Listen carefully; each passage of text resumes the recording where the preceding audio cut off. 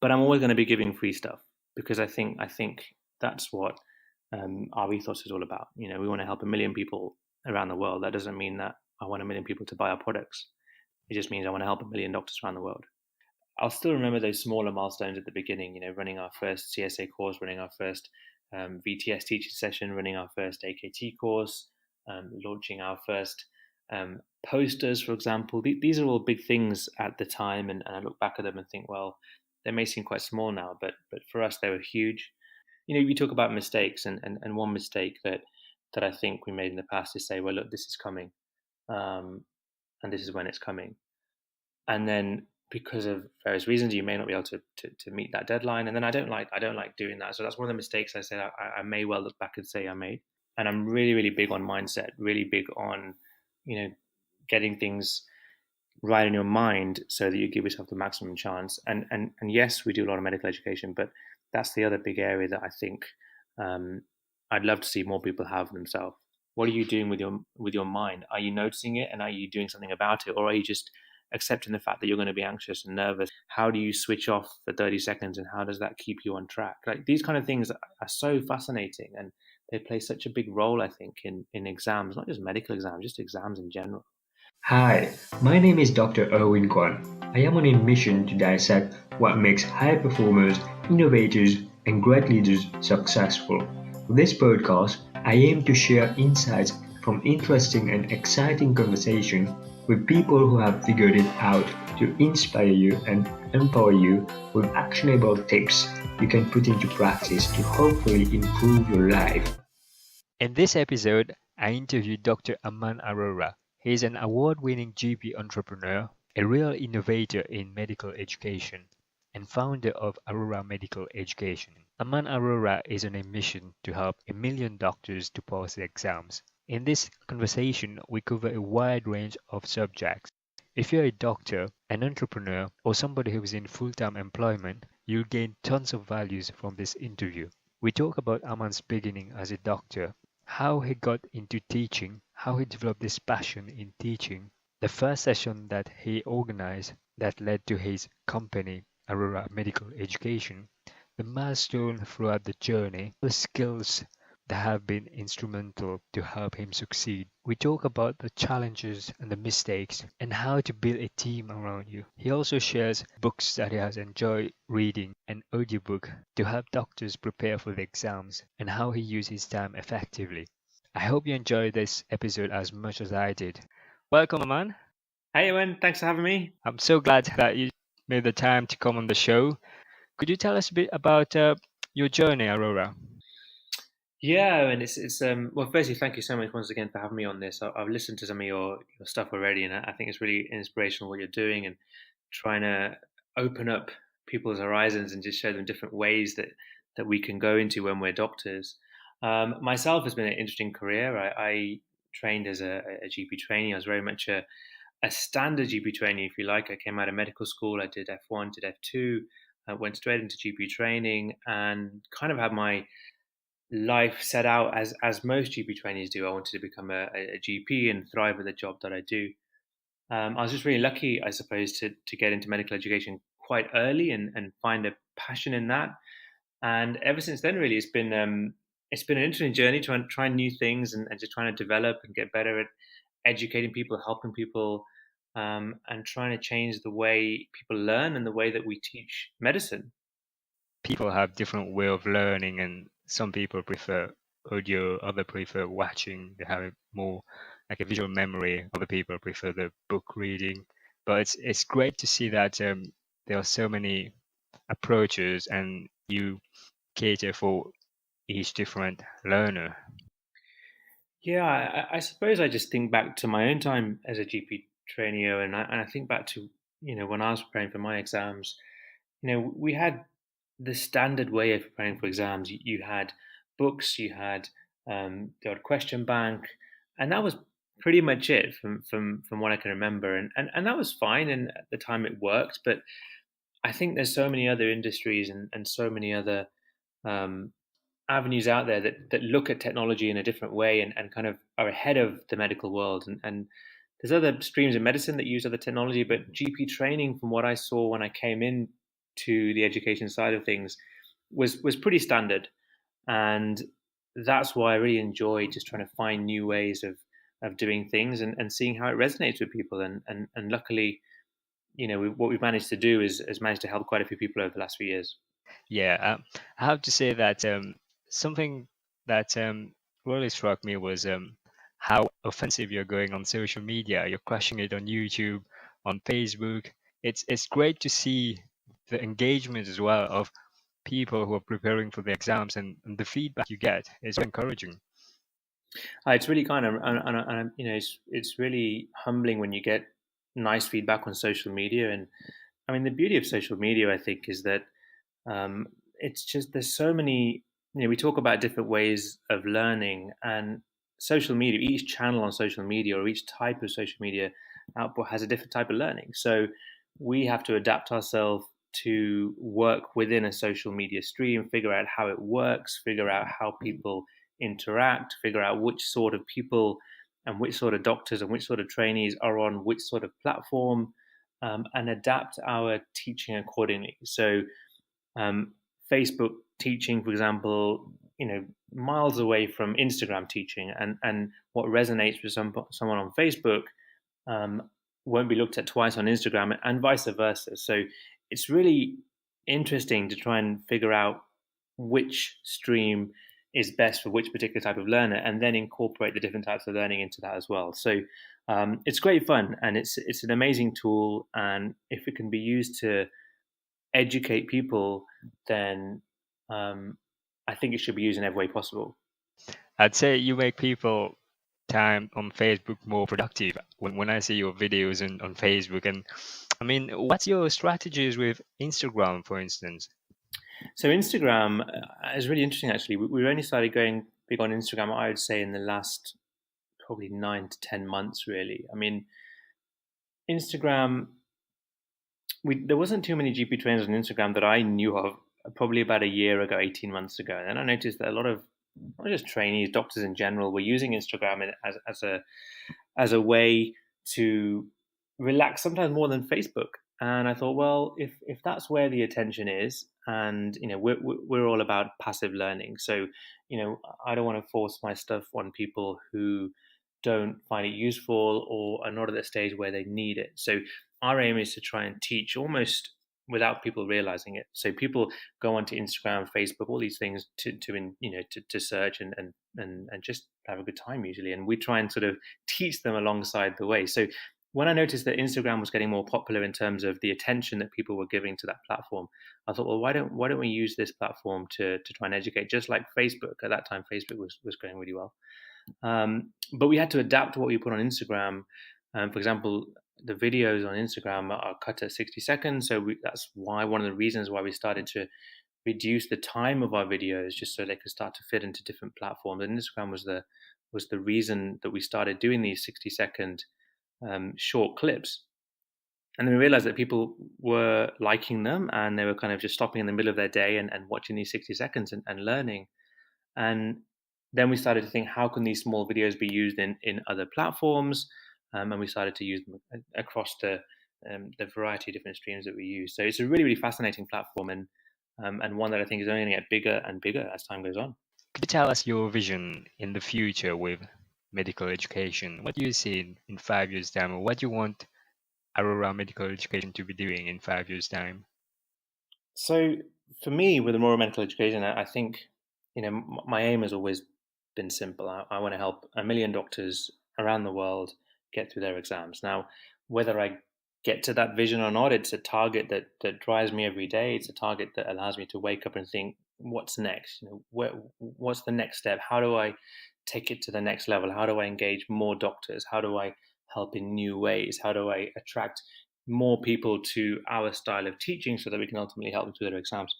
So our vision is it started off very small. When I first became a GP, I wasn't hugely into medical education. I hadn't looked at it. I was like most GP trainees. I just wanted to, get through my exams, become a GP, and then, thought that all would be great. And that's the kind of last target that I've been looking for. And I got there and thought, well, actually now I'm a GP. I looked at my trainer, and he was a a great guy, a really good mentor for me. And I thought, well, I want to be like that, and I want to be a mentor for somebody. So I wanted to be a trainer, and I thought, well, let's do a few courses just so it looks good on the CV.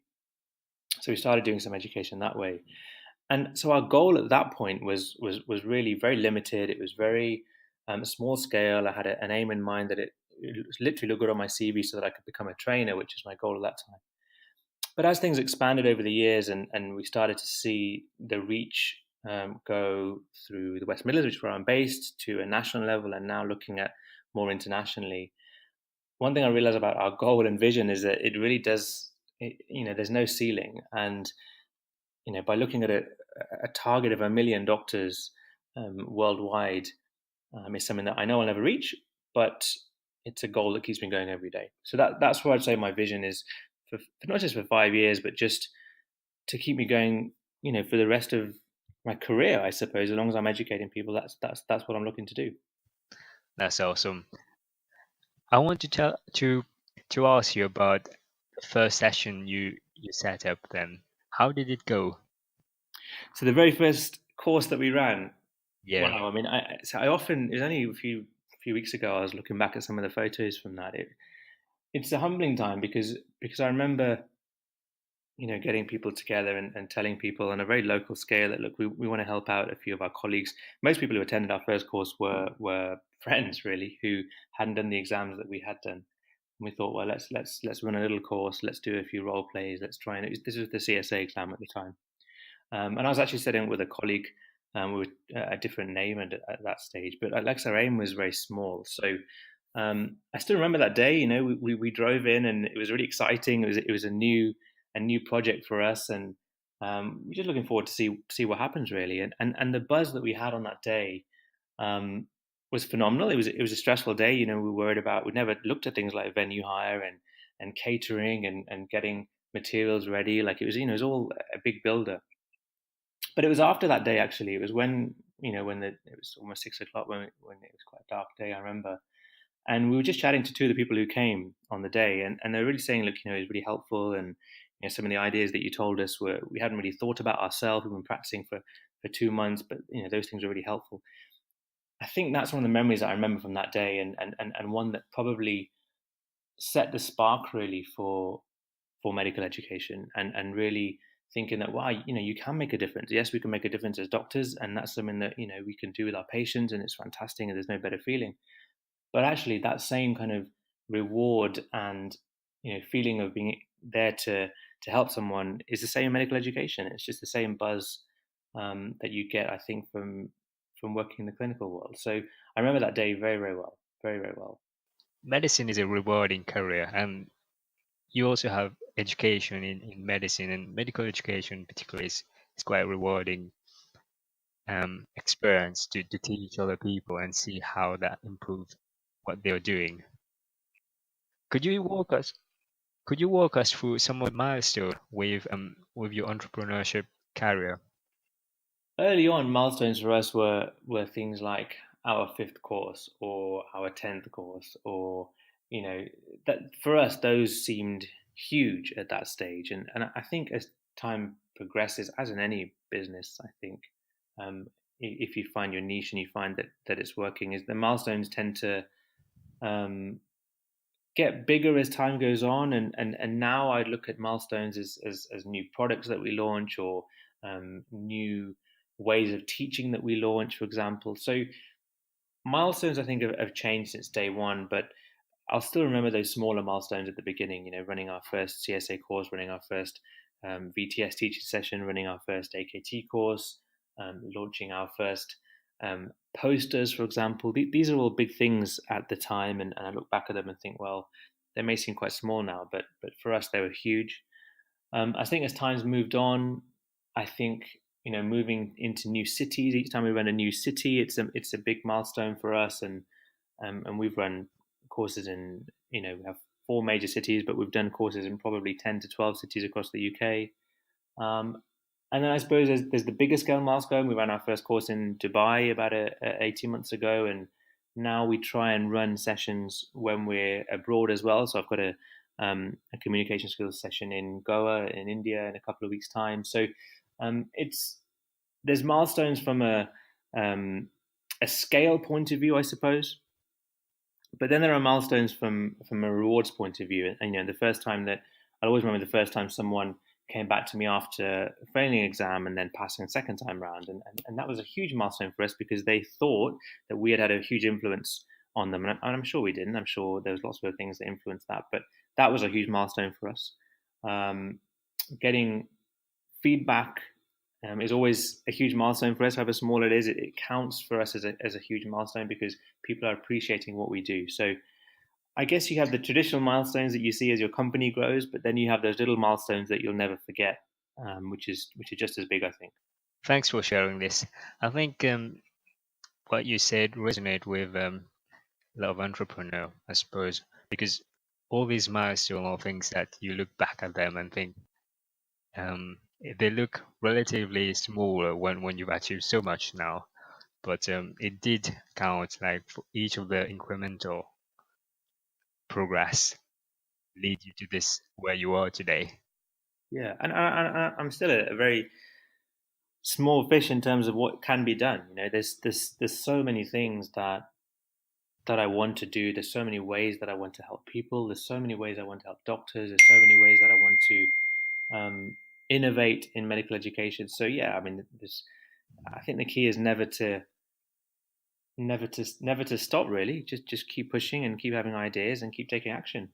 This is what I love about you. You keep breaking boundaries and keep pushing, and it's the attitude that actually leads to success when you keep breaking boundaries and moving the benchmark higher.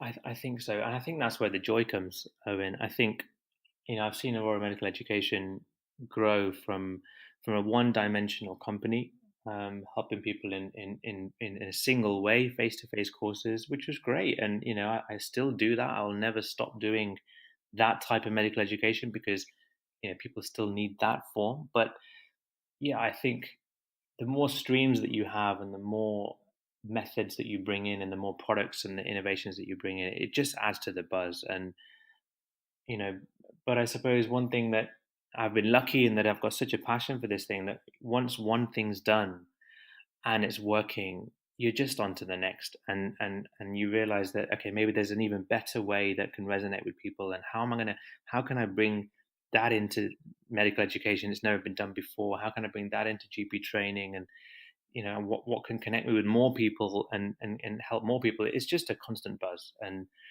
I think if it wasn't for that, then I think whatever you do will end up getting mundane, and you'll lose the passion for it.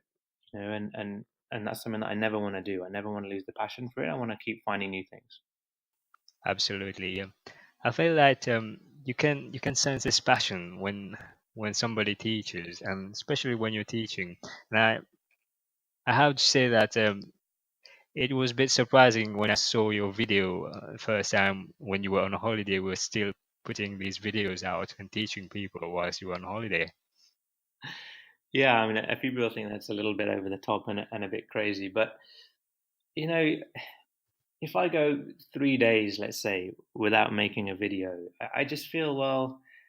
I'm losing out. I'm losing out on a chance to connect with people, and people go on holiday sometimes to get away from daily life, current life. It's an escape, but I've got no reason to escape. Like, there's no reason for me to go on a holiday because I want to get away from work. So me making a video on holiday, if A, it creates a buzz.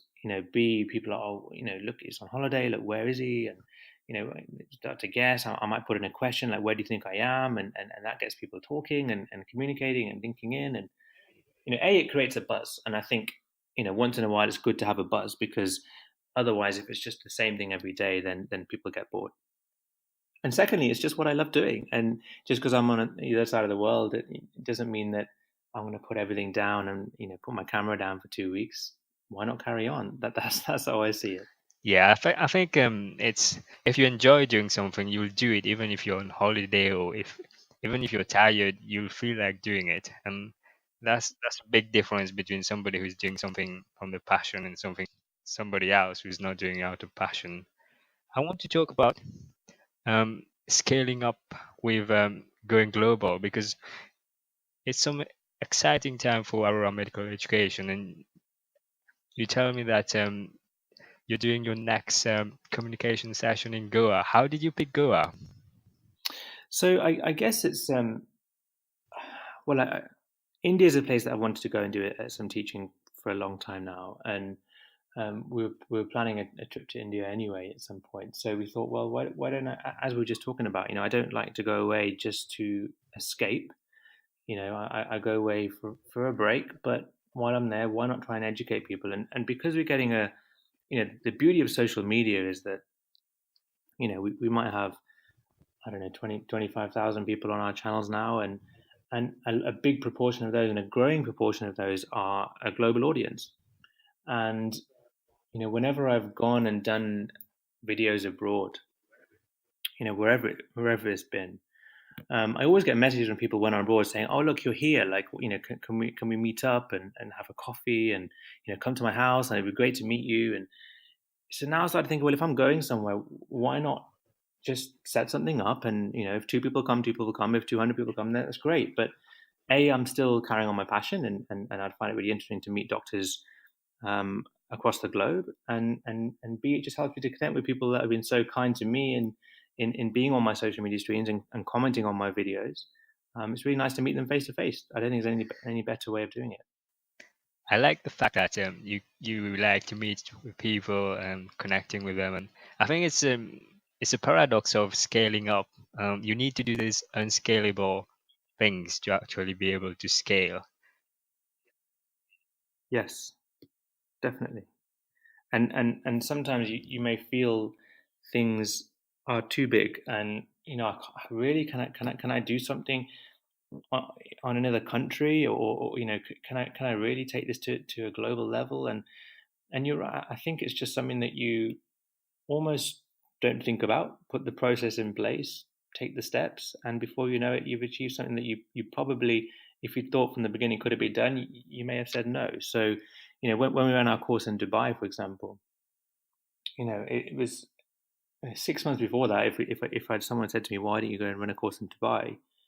I just would have said, "Well, thank you, but I don't think it's possible." But actually, when you start looking into it, putting the small steps in, making the connections, we were lucky to connect with a company who runs medical education out there, and things just happened. And next thing you know, we're running a course in Dubai, and it became an international company. And I think that was one of the bigger milestones. If I look back at milestones, because people started to realize, well, this is someone who can go to another country, who's got that much passion to go and teach abroad, and we got a lot of people interested in what we were doing at that point. So yes, I think it's just believing in something, but not worrying about it too much and dealing with the process, and things take care of themselves. For what I've found. Yeah, because I think many people, they worry about the how a lot, but they're not very clear on the why and the long-term vision. And your clarity is something that's very concrete, and you know what you want to do. You want to impact the life of millions of doctors to pass the exam. And it wasn't there from the beginning. I mean, don't get me wrong. I mean, when we first started out, no way was I thinking anything like this. And I think it's just the experiences that you go through, as an entrepreneur, as you grow, you start to realize actually, nothing is really impossible if you believe it hard enough, and if you break it down into the small steps that actually they all are. And I think it's people's self belief in a way, and it was mine early on that prevents people doing much more than they think than they're capable of. And people are capable of great things, and we don't always maybe go close to our potential. It's interesting when you're a doctor, because entrepreneurship is something that it's very far away from medicine, in the sense that as somebody who started university and went through the GP training, it's back when you were doing, I suppose it was not the trend. Was now you see more people wanting to get into entrepreneurship. What are the skills or qualities as a doctor you think has helped you in this field? I mean, I think being with people pretty much every day since third year of medical school helps a huge amount. You know, being a doctor, you are constantly communicating, you're constantly feeding off reactions, you're constantly dealing with expectation, you're constantly being open to people's, to their lives, to their good points, their difficult points. And I think the skills that you pick up from doing that, even without realizing, are really, really important when you're thinking about life as an entrepreneur. And what I do has a lot of parallels to what I was doing before. I'm communicating with people, often in difficult situations, often if they've failed an exam, for example, or often if there are other challenges going on as well as them trying to prepare for an exam. I deal with the highs, people getting through finally. There's no better feeling than seeing someone who struggled to get through something finally getting through. Reflecting of how people are talking to me, and learning, when to say what and when not to say what. And these are all skills that I think I, have to credit fully, me trained to be a doctor, and working as a doctor and working as a GP. And I think a lot of it is translatable. And it's a shame that there aren't more doctors who are entrepreneurs, not just in medical education, in all sorts of fields. And you're right. I think that the trend now is that there's a lot more support for entrepreneurs as doctors now. And I think that's a great thing. And I think a lot of the skills that we have as doctors are transferable, without a doubt. Yeah, I do agree with what you said.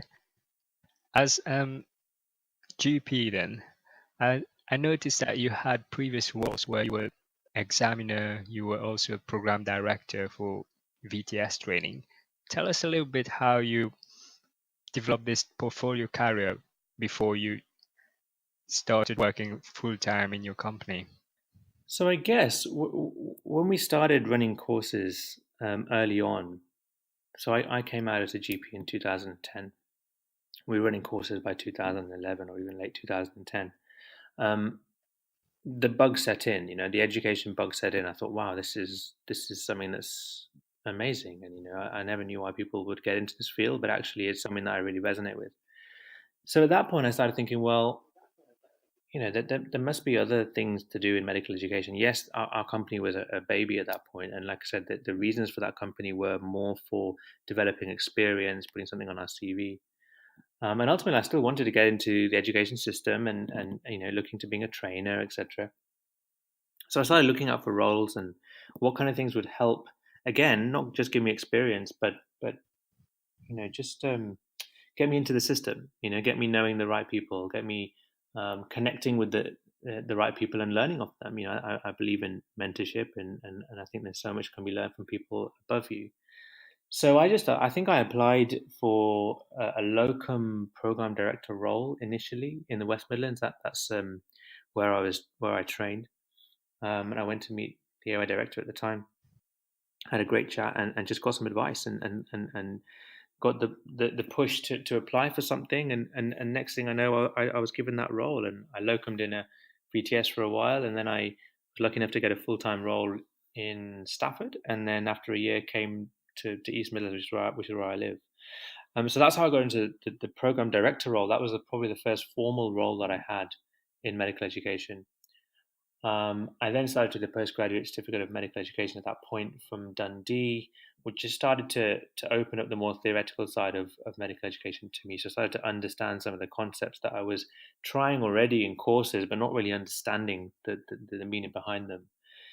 And I think from there, I started to look at other roles, and because a lot of the modules that you do in the postgrad certificate are based on different things like examining and assessment, and running small groups and large groups, I suppose I started to look into other possibilities that would allow me to try some of these things out. So the examining thing, for example, was with the GMC. I was a PLAB 2 examiner for a couple of years, and that was great. And it was a different type of education for me, different type of medical education.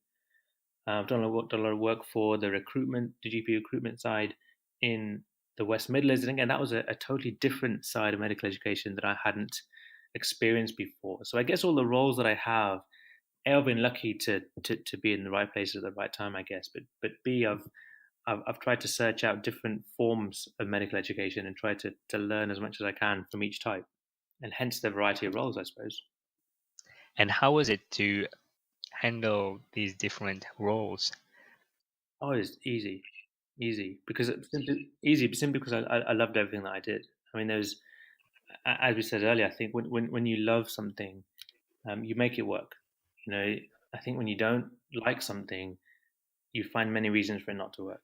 Whereas because I loved every role that I did, I didn't find it a problem at all. And balancing clinical work at the same time, of course, because that was the cornerstone of what I was. I was a GP. I was working as a GP, and medical education was my passion at the side, my side passion. But as the company developed, as we started to um, as we started to get noticed, I suppose, more and more, especially within the UK GP training scheme, the scene, and since we made the break from just being a CSA provider into AKT, and then since we started to look at new streams and getting more into social media, and my time started to become more and more tight, that's when the other roles started to have to drop because I realized that if I want to really change the way that medical education is taught, change the way that people learn, and offer something for every type of learner,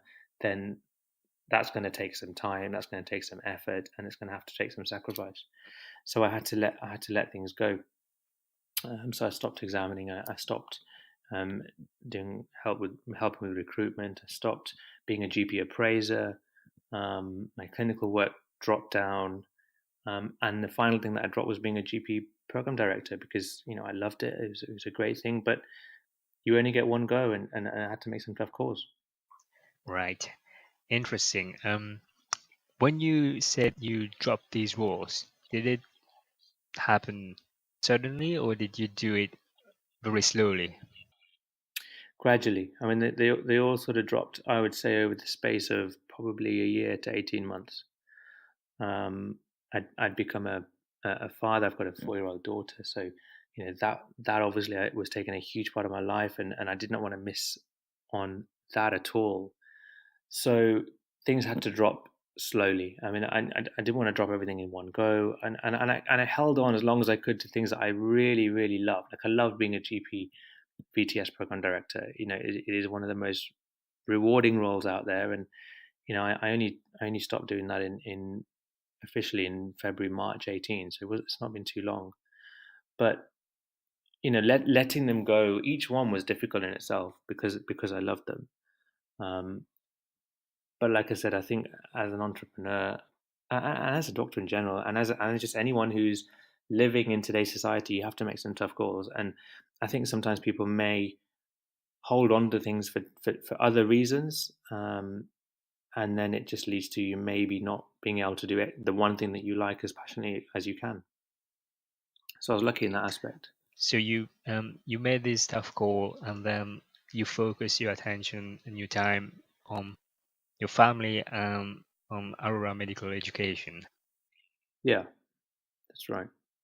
And because and even doing that, there's still, I'm never going to reach the goals that I have, but I'm giving myself the best shot, both as an educator, and as a dad, as a husband, and every other role that I'm trying to fulfill at this point. I think with teaching doctors, indirectly you're impacting these doctors who are also teaching other doctors. So in a way, the goal that you set for yourself will ultimately be met. Oh yeah. Well, hopefully. I mean, one thing I know is that yes, we're educating people to get through exams. Okay, that's the prime role of the company, and our aim from an expansion point of view in the company is to not only look into new products and innovative ways of teaching for the exams that we teach now, it's to go into more exams. It's to spread the wings, look at more global exams, and go that way. So that's the core point of the company from a business point of view.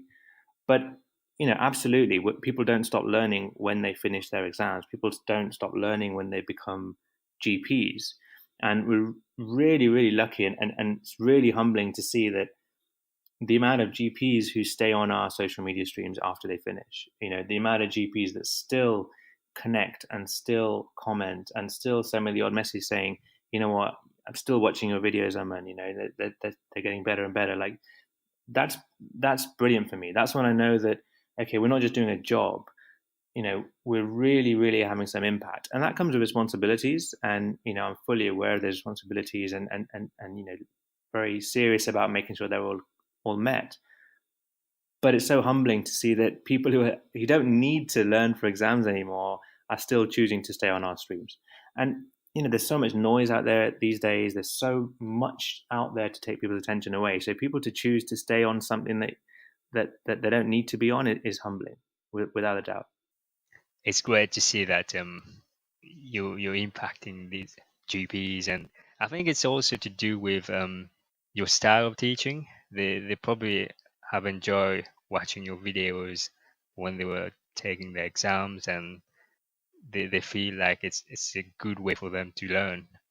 Yeah, it's really good fun, and meeting someone that says, "Oh, 4 years ago I finished, but I watched your videos and they really helped me get through." Like, I've never met these people. They don't come to my courses. They've not, been part of our business as such. But yes, to still impact them is amazing, and that's one of the reasons we do so much free medical education. Like, I think we were one of the first companies to start putting a lot of free stuff out there, and my belief is that if 100 people watch our stuff and find it useful, okay, even if 10, 12 of them end up coming on our courses, that's great for us. We get people who book on our courses, and we get to meet them properly and help them in a much deeper way. But there's still 90 people that we've helped on the side. I may never find them out. I may never hear anything. I don't need a text or an email or anything from them. But just to know that we're constantly helping people. And I think with business and anything in life, the more you put in, it pays you back. And we're lucky that all our courses are fully booked, and whatever we launch in terms of a product, it gets taken up really well. But I'm always going to be giving free stuff, because I think that's what our ethos is all about. We want to help 1 million people around the world. That doesn't mean that I want 1 million people to buy our products. It just means I want to help 1 million doctors around the world.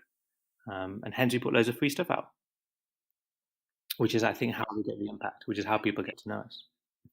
Having free stuff, it's a great way to get exposure. And in the free economy, there's a lot of new people keep coming, I think, and you get discovery. I'd like to talk now about some of the failures. I like to ask my guests about the failures as well as the success. And you talk about mistakes, and I feel to become successful, somebody needs to have gone through a lot of mistakes and not given up. Tell me about the biggest mistake or the biggest challenge you had to overcome when setting up Aurora Medical Education. I suppose 2 questions in one there. I think biggest challenge is one thing, biggest mistake is another. I think challenge-wise, I think there's 2 things. There's the constant responsibility that's on my mind. People are using our stuff to try and get through big exams. People are using our stuff ultimately to in their daily life as medics. So that responsibility is huge, and the challenge of making sure that everything that you do is factually correct, but then kept up to date and taught in a way that doesn't mislead people. That challenge will always be there, and that's there when you're small and you're starting out, and it's going to be there, more the bigger than you get. Mistakes wise, I mean, no regrets. Firstly, like I never regret anything that's happened in the company before, because if we didn't make mistakes, as you say, I wouldn't be sitting here, talking to you right now. So there's not one major mistake that I'd pull out and say, well, that was huge. There's just too many, to be honest, though, and there's too many opportunities that have been missed. There's too many decisions that maybe, looking back, it would have been ideal to go a different direction, for example. And there's just so many, and I'm not I wouldn't hide away from those. And I think the quicker you fail, the more you fail, the quicker you make mistakes, the quicker you make wrong decisions, um, the quicker you rise. And I think and bouncing back is important as a doctor, and I think that's another skill that you learn as a medic. Not every day as a medic goes swimmingly well. Some days are difficult, some days are tough. But I think one of the core strengths of a medic is that you wake up the next day and you go and do it again. Um, and I think that's really helped me in being an entrepreneur. Um, Bouncing back and getting through the hard days is tough. And you're right. I think in this kind of field, you will see new things pop up all the time. New ventures, new people wanting to get into this field, and it's great. And there's room for everybody. But you'll also see the majority of them not last more than 6 months because you realize it's tough and it takes a lot of effort. And that's where I think I've been lucky and I've been able to push through those tough times and hopefully to have a platform where I can push on from here. I feel like your biggest strength is you put in the work, you're consistent, you're willing to outwork everyone else, outlast everyone else. So you have a vision, a long-term vision that you want to reach. And with medical education, as you mentioned, it's a field that keeps changing, and you need to make sure that your course content or material that you put out is updated. So there's a lot of time that you need to put in. How do you actually do this? Do you have a team, or is there something that you're working on? So until probably around 6 months ago, there was no team. It was just me. So I did everything. I did the teaching, I did the admin, I did the marketing, I did the traveling, I did the video creation. I did everything. And what got me to that stage was the passion.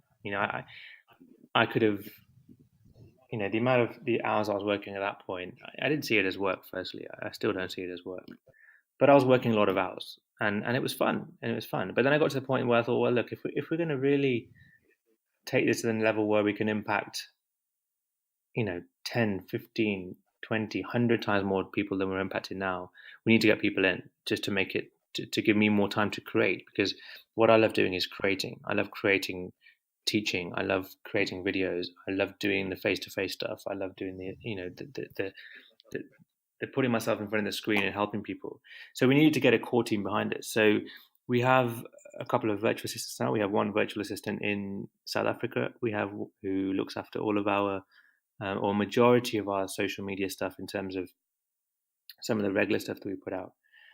We have a virtual assistant in Prague who in the Czech Republic who looks at our IT stuff. We have a GP on board who looks after all of our tech. We've got a few new big tech products coming out probably in the next 6 months, so they're managing that. So we're getting people in. Because if I want to realize that dream of maxing out my potential and trying to reach as many people and help as many people as possible, then I need a strong team around me. No doubt about that. And we're currently on the way to building that up now. This is very exciting. Could you tell us a bit more about this tech that you're working on? Yeah, I think I don't want to give too much away. Because one thing we do is we like to signal and get things right before we, we talk about mistakes, and one mistake that I think we made in the past is say, well, look, this is coming, and this is when it's coming, and then because of various reasons, you may not be able to meet that deadline, and then I don't like doing that. So that's one of the mistakes I said I may well look back and say I made. So what we do now is we wait till we get a product right. And not perfect. I think if you wait around too long trying to get things perfect, you never launch anything. Audiobooks, for example, we launched, I don't know, 4 or 5 months ago, and we literally a week before we signaled these audiobooks are coming, and got people ready for them. So the same, we have some new stuff coming, and I don't want to say what, but it's exciting, and it's going to, I think, add another layer as to what we do, and another layer in terms of ways that we can help people. The digital world is fascinating, and we're only just scratching the surface, to be honest. And there's room for so much more, and I want to do it all. That's so. I want to do everything, and I want to be the first at everything, and I want to try everything first. Maybe fail on everything first, but I want to still be searching for it. We'll watch out for this work. The fact that you're trying new stuff and keep looking for new opportunities to teach is great. If you had the opportunity to change medical education in terms of the 5-year degree course to become a doctor, anything that you would change? Confidence in people, without a doubt. One of my biggest jobs being a medical educator is getting people to believe they're good enough. As doctors, we're our harshest critics, and a lot of the time when we're educating people, yes, we're teaching them stuff, we're teaching them guidelines, we're teaching them how to communicate, we're teaching them how to deal with a situation that sits in front of them. But confidence is something that I really, really pay a huge part of attention to, motivation, inspiration, and boosting people's confidence.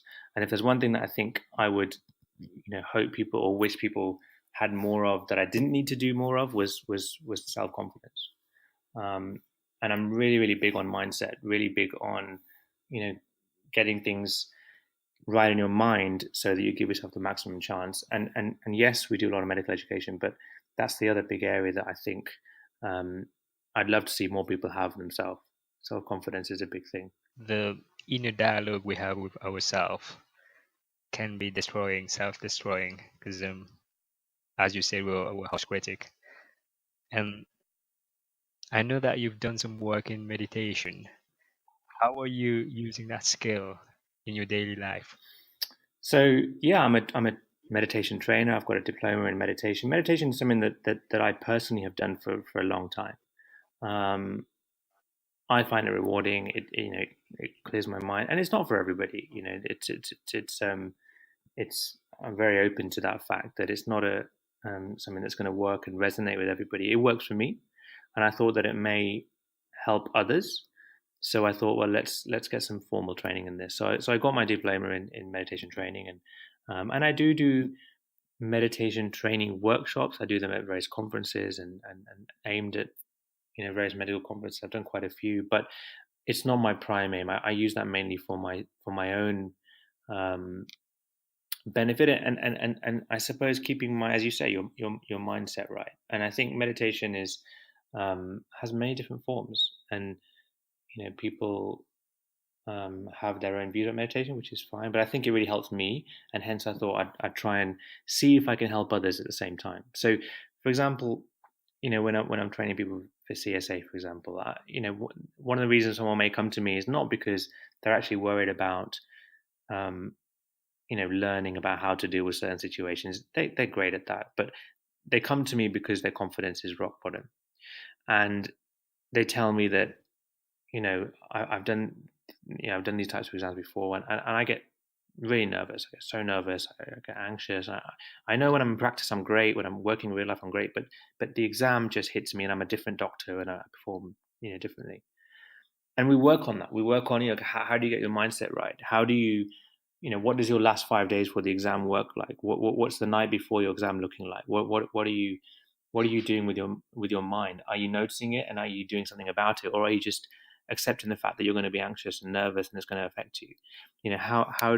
What do you think about between cases? How do you switch off for 30 seconds, and how does that keep you on track? Like, these kind of things are so fascinating, and they play such a big role, I think, in exams, not just medical exams, just exams in general, which is why I try and bring a bit of that stuff into what we do in our training. And because I think there's a huge part of the mind is a huge part of everything that we do, and it's no different in medical exams. And the self-talk is also interesting, what somebody's telling themselves about how they're doing, and confidence is something difficult to teach. Has there been anything that you've done that made a significant difference when you were teaching? I suppose a lot of the stuff that you do from a mindset, motivation, confidence, inspiration point of view is a bit that doesn't often get fed back, because you will notice how someone may be acting differently the next time you see them when you do a case, for example, and you know that maybe you've had some small impact in how they're feeling, but in reality, um, you know, people don't generally come and tell you these things. They come and tell you about how they passed because you helped them, you taught them various techniques and things in terms of how to deal with certain situations, and that's great. But and I don't mind that. I don't mind that I don't hear about the benefits from the confidence point of view. People do say, well, you gave me so much confidence, so much positivity, and I went in there and I felt completely different, and that's really nice to hear. But it's not what I look for. I think as long as I've helped somebody and internally it's helped them, that's enough. I don't need the feedback. It's nice when it comes, but as long as it's done something, that's the main thing. You would know when you've done what you wanted and you see the result.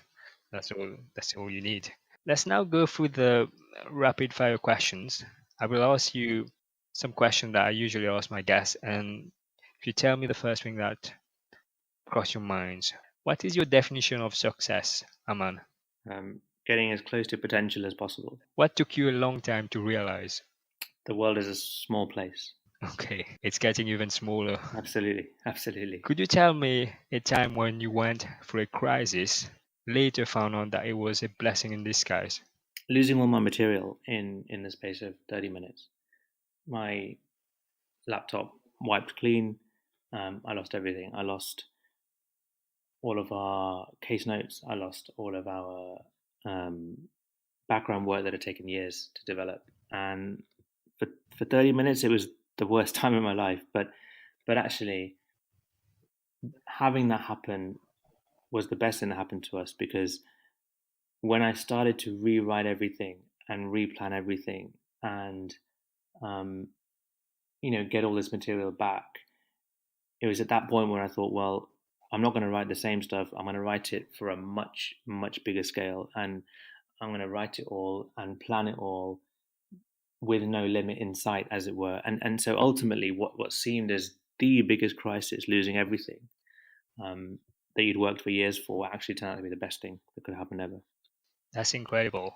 So you turned something bad into an opportunity to make things better then. Yeah, it didn't seem great at the time, but looking back at it now, if I thought, well, I'm creating something from scratch now, and I know my base is bigger. I've made more mistakes. I know what works. I know what doesn't, and it just gives you that impetus to think, well, if I'm going to rewrite it, let's write it 10 times better with 10 times bigger, with a 10 times bigger aim in mind. So yeah, it was. What was your self-talk then when this happened, when you realized this happened? Oh, like anybody, I was fuming.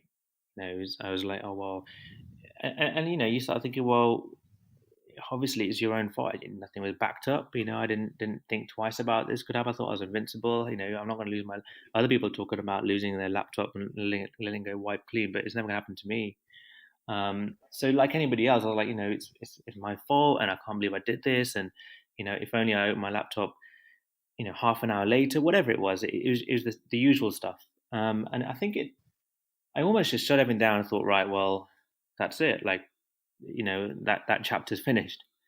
And then I guess it was the freedom. Like, you just thought, well, now I'm free of everything. You have two choices. You either just think, well, okay, it was just my bad luck, and maybe it was meant to be, and maybe I wasn't meant to do this thing anymore. Let's do something else. Or it's an open canvas. This is an open canvas now, and why not do it bigger and better? Yeah, so I'm not going to lie and say, oh, when it first happened, I was like, oh, brilliant, this is a great opportunity. It was horrible, horrible. But you can only go two ways. You can only go back or forward. I love this attitude, and it's something that is definitely something that most entrepreneurs went through, where they went through some really terrible lows, and they they bounced back, and they came back stronger. Absolutely, absolutely. I mean, I was lucky to about a year ago. I was given an award for Medical Entrepreneur of the Year, and I met all the other finalists. And the most interesting discussion that we had with everybody was the challenges that you've been through and how it shaped getting everyone to that room at that point. So yeah, I mean, I think everyone who's done, not just entrepreneurs, I think everyone who's done anything in life, in any field, who's reached any stage, and that doesn't have to be success in one way or the other. Just achieved anything, been a great family person, even there are mistakes, there are low times, that they will always look back on and think, actually, they were some of my biggest blessings. Who's the most inspiring person you have met? There's too many. I mean, like I said earlier, I'm a mentor person, and I don't have one mentor that I go to for everything, but I'm lucky enough to have several people that I can just go and soak up information from. I won't mention names because I think it'd be unfair not to ask them first. But there are so many great medics who I look up to, who have done great things, and to name one, I think would be too difficult. But I'm always searching for people who have done more than me, always, because there's so much you can learn, so much you can learn. You definitely learn from people who've already done it, and you don't want to repeat the same mistake, and they are probably the best way to learn, and they catalyze your success. And even if they don't realize it themselves, sometimes people are so humble they don't realize the great stuff they've done. But if you can see something and think, wow, that's pretty special, make them aware of that, and then soak up from it. I think you never stop learning. You keep growing and you learn more. Yeah, 100%, 100%. I think hopefully yeah, I'm really lucky in that I have people who contact me every day and say how great your stuff is and how much it helps them, and how they wish they could do X, Y, and Z, and that's brilliant, and that's so humbling and so rewarding, and I'd never turn my nose at that, but at the same time, you cannot let it get to you, because what you've actually done is tiny. Like, it's tiny. There's so much space out there. There's so much growth out there. There's so much potential out there that as long as you keep remembering that actually you're still a small dot in the picture, then it keeps you humble. It keeps you going, and it keeps you pushing. Absolutely. And I want to talk about books.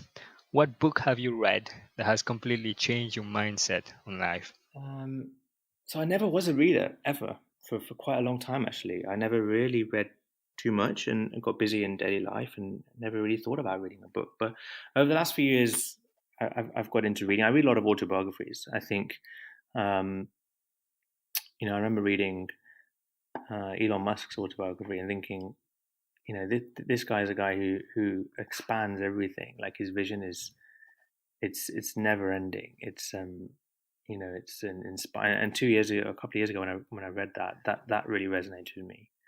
Um, and it was all about how you look at an industry, and how you can look at adding to it, or bettering it, or making it more efficient.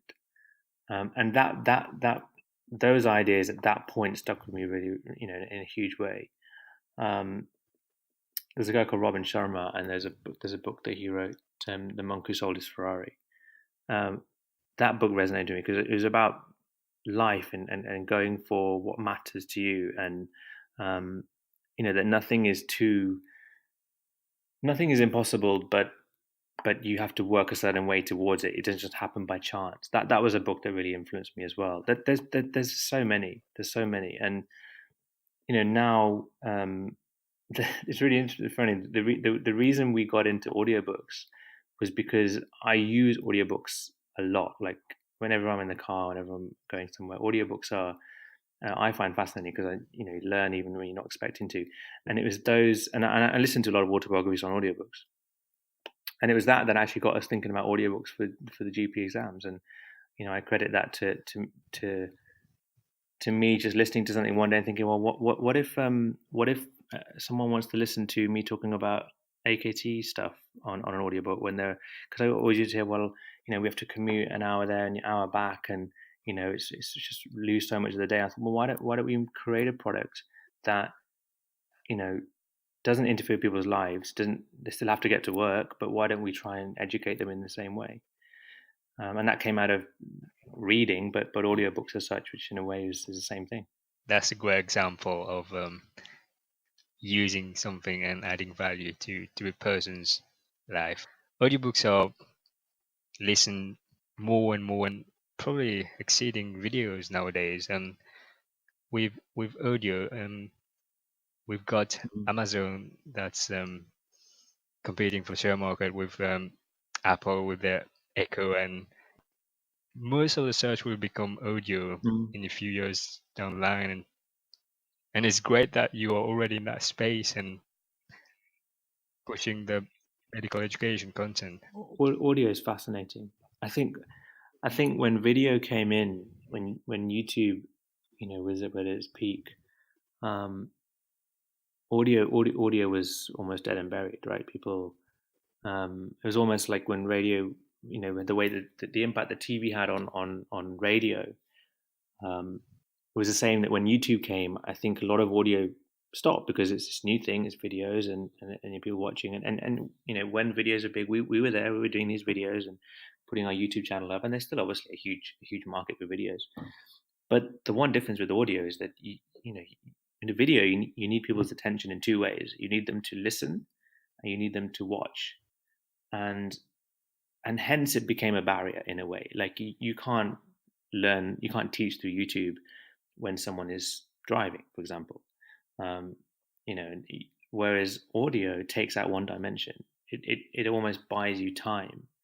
So, which is why I think people are resonating more with audio now, because life is busy, life is getting faster, life is getting quicker. Time is getting so compressed. So I think audio is coming back in a big way because it buys people time, in essence. And whenever you give something that buys people time, I think it adds value, and that's why I think audio has got a strong future ahead of it. Definitely agree with that. And even with the commute now, I would say when I'm listening to podcasts, for example, I look forward to that commute because I know I'll be listening to a specific podcast, and something that used to be very boring now becomes something exciting of the day. Yeah, I absolutely agree. And I think when you listen to someone and you haven't got the visual in front of you, I think you almost soak it up a little bit more because you have to concentrate that little bit more. When you're seeing things, you almost let that concentration drop a bit because you learn so much just from watching mannerisms, and you can almost lip read for a little bit, even if you didn't listen to it on silent or whatever it is. But with audio, you pay full attention, you really get into it. And I think exactly like you said, people look forward to getting their own time, and our journey doesn't seem like a drag anymore. It either seems at best productive, and you don't feel like you wasted that hour, and hopefully enjoyable at the same time. Last question before we wrap up on this round. What is your morning routine? Well, firstly, I'm up early. Like I'm up usually around 5 o'clock. That's pretty standard for me. And I know my daughter's going to be up at 7, so I have a couple of hours usually to use in the morning, and I think morning time is amazing time because the whole world's asleep pretty much, and you've almost got those hours to yourself. So I get up, I do a bit of meditation. That's usually what I start with. If it's an exercise day, workout day, I'll do a little bit of that. Have a bit of breakfast in the quiet with no surroundings, usually reading something. That's what I tend to do. Get ready, and then I try and the night before I'm usually on to the 5 things I have to do the next day. Like I'm very big on pre-planning and almost getting your mind ready overnight for what's coming. So I always plan like top 5 things I have to do the next day the night before, and once I've done all my bits and bobs in the morning, I usually have about an hour before chaos starts, when the world wakes up. So I tend to just hit the first thing, the thing that I don't want to do most out of those 5 things, and I do that first. I spend about an hour doing that because it just gives me a boost in the day. It just makes me feel like I've already won that day. I've done something that otherwise I would have delayed and delayed and delayed and delayed, and probably done at 10 o'clock at night in a grumpy mood, in a tired mood. So I try and just crack on with one thing that I know I don't want to do, but I just get on and do it because whatever happens after that day, after that, I know I've won the day. So that's my morning routine, and it seems to work, because then the rest of the day is easy because the things that the other four things on the list are nowhere near as draining and taxing and boring, if you like. I like the idea of doing that one big thing first, and then once you've done that, then you know that the majority of the work has been done. Like you've done the heavy lifting. Yeah, you won the day already. Like you're ahead of the game. Like if this is one big burden, this thing that you hate, this thing that you know you don't want to do, this thing that's the most difficult, and it's on your shoulders the whole day, you I don't know. It's just for me subconsciously, I don't enjoy the day as much because I know that it's coming, it's coming, it's coming. I've got to do it. It's coming. Whereas if it's done, it's done. It's why I exercise in the morning. Like I don't like exercising, but do it in the morning. It's done. There's not this thing on my shoulder that I need to do it later on. That's just a personal thing. That's just a personal thing. It works for me. It won't work for everybody, but that's how I try and do it. Yeah, and some people they find they're more productive in the evening, others find in the morning. But yeah, it's Absolutely. And it's just like I'd never dictate to someone that, oh, you should really try and learn by audio over video. I'd never try and dictate to someone, how best to learn, prepare for exams, or just do anything because everyone, as you say, has their own things that everyone has to work out. I think, and the challenge is when people don't really ever work out what works for them. And I think that's a shame because if you work it out, I think things are so much easier. if you tackle things and you don't let things just wait for the next day or next time you do it. It's like medical exams. We always say go for your toughest subject first. If you're preparing for an exam, don't leave the toughest subject till the end. Like do it first because then you feel you're ahead, rather than you do all the bits that you like doing first, and then you still feel you've done nothing because the big things are ahead of you. It's the same principle, I suppose, which is what we try and talk about a lot when we talk about how to prepare for exams. What's your strategy? What's your aim? What's your plan? Don't just go into it blindly.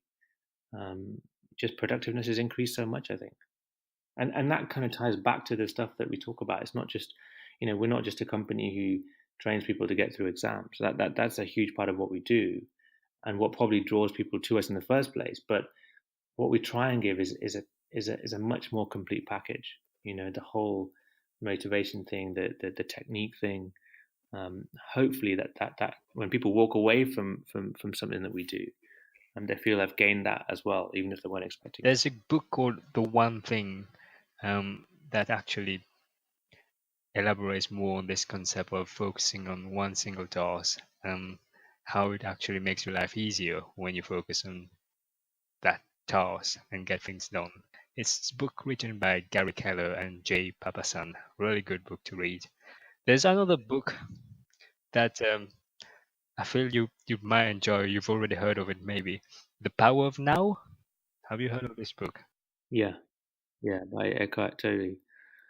Yeah, it's a great book. Great book. I read it a few times. It's got so many concepts in there that I think work for business, work for life, work for being a doctor, just everything. Very very good book. Yeah, very good book. Before we wrap up, any parting advice you'd like to give to our listeners, Aman? Be brave. I think firstly, and it's really easy to be brave. I think it's equally easy to not be brave and to listen to all the no's and all the whys and all the reallys and all the do you not think you should rethink, and all these kind of phrases will come whenever you decide to do something different, whether in medicine or out of medicine. But just be brave and um, and and and try and push through that first obstacle, because I think once you push through that first obstacle, the confidence builds and you start to lean into what you've jumped into. Um, and I think like most people say, don't go into something for the wrong reason. Like if I didn't 150% love medical education, I would have given up 15 times by now.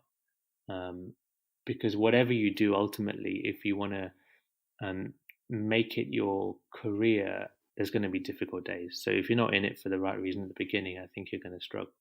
But once you've found that one thing, then just be brave and just put everything in, because when you put everything in, you tend to get some rewards.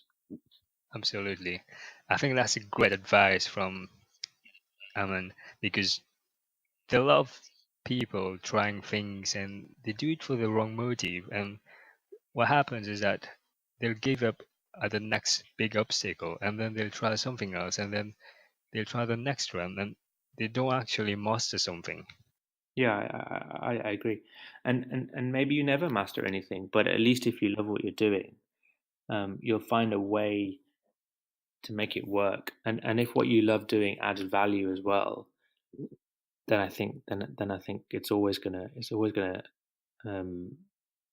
it's always gonna work for you. I think um, adding value, I think, is key. Where can people find you? I know you're on Facebook, Instagram, and Twitter. Where's the best way to connect with you? Well, all our streams are on our website, auroramedicaleducation.co.uk. We have our main Facebook group, Dr. Aman Arora, Instagram, Dr. Underscore Aman underscore Aurora, on YouTube, Aman Arora, SoundCloud, Twitter. We're everywhere. I mean, we're trying to get everywhere. So just the website's probably the best place to start, I think, because all our links are on there. Um, and all the new things that we're trying to do will always come there first. Yeah, if you Google Aurora Medical Education, I'm sure you'll find the website. Thank you so much, Aman, for taking the time and doing this. You've shared some great insights with us today. I mean, it's been great. I mean, and thank you so much for taking the time out to get me on this. I think it's a great channel that you've got, and I think it's got some really inspirational ideas on there. Thank you for listening till the end. I hope you can implement some of the insights we discussed. If you have not already subscribed, I suggest you hit the subscribe button and hit the notification bell so you don't miss our next video.